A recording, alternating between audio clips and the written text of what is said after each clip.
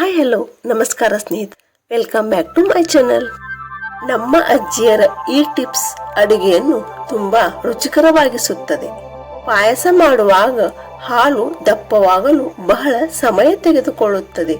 ನೀವು ಪಾಯಸ ಮಾಡುವಾಗ ಹಾಲು ದಪ್ಪವಾಗದಿದ್ದರೆ ಹಾಲಿನ ಪುಡಿಯನ್ನು ಉಪಯೋಗಿಸಬಹುದು.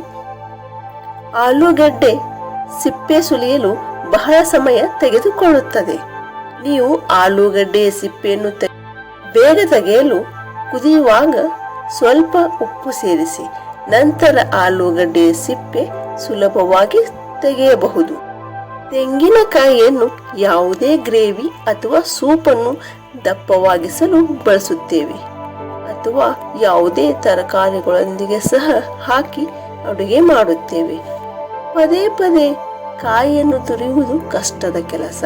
ಹಾಗಾಗಿ ಕಾಯಿಯನ್ನು ದೀರ್ಘಕಾಲದವರೆಗೆ ತಾಜಾವಾಗಿಡಲು ನೀವು ಅದರಲ್ಲಿ ಕರಿಬೇವನ್ನು ಹಾಕಿಡಿ. ಅನ್ನವನ್ನು ಮೃದುವಾಗಿಸಲು ನೀವು ಅಡುಗೆ ಮಾಡುವಾಗ ಸ್ವಲ್ಪ ತುಪ್ಪ ಅಥವಾ ಎಣ್ಣೆಯನ್ನು ಸೇರಿಸಬಹುದು. ಇದರಿಂದ ಅಕ್ಕಿ ಬೇಗನೆ ಬೇಯುತ್ತದೆ, ಅನ್ನವು ಉತ್ತಮ ರುಚಿಯನ್ನು ಕೊಡುತ್ತದೆ. ರಾಯಿತ ತಯಾರಿಸುವಾಗ ಅದಕ್ಕೆ ಉಪ್ಪನ್ನು ಮೊದಲೇ ಸೇರಿಸಬೇಡಿ.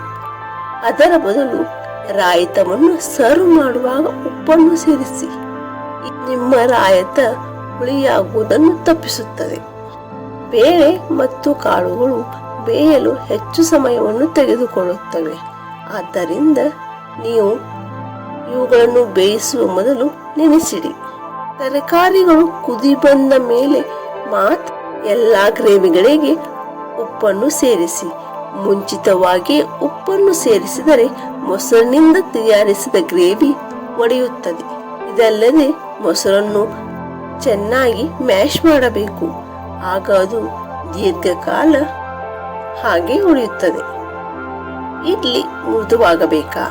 ಹಾಗಾದರೆ ಇಡ್ಲಿ ಹಿಟ್ಟಿನ ಜೊತೆ ಸ್ವಲ್ಪ ಸಾಬುದಾಣೆ ಮತ್ತು ಉದ್ದಿನ ಬೇಳೆಯನ್ನು ಹಾಕಿ ರುಬ್ಬಿಕೊಳ್ಳಿ.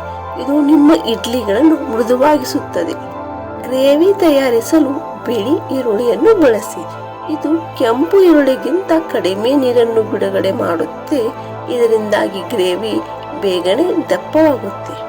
ಅಲ್ಲದೆ ನೀವು ಗ್ರೇವಿಯಲ್ಲಿ ಧನಿಯಾ ಪುಡಿಯನ್ನು ಬಳಸುತ್ತಿದ್ದರೆ ಅದನ್ನು ಬೇಗ ಹಾಕಿ.